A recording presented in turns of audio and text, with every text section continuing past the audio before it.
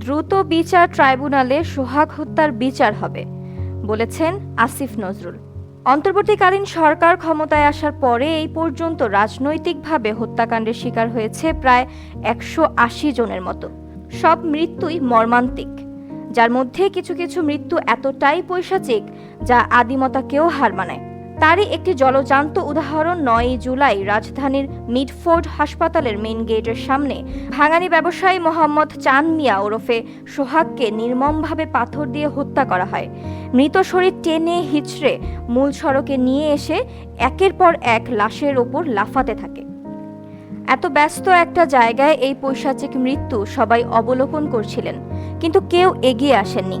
আমরা কি দিনে দিনে বর্বর হয়ে যাচ্ছি? আমাদের মনুষ্যত্ব কি হারিয়ে যাচ্ছে?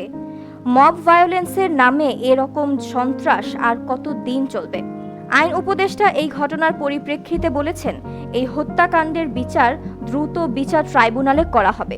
আমাদের প্রশ্ন, কেন শুধু এই হত্যাকাণ্ডই দ্রুত বিচার ট্রাইব্যুনালে করা হবে?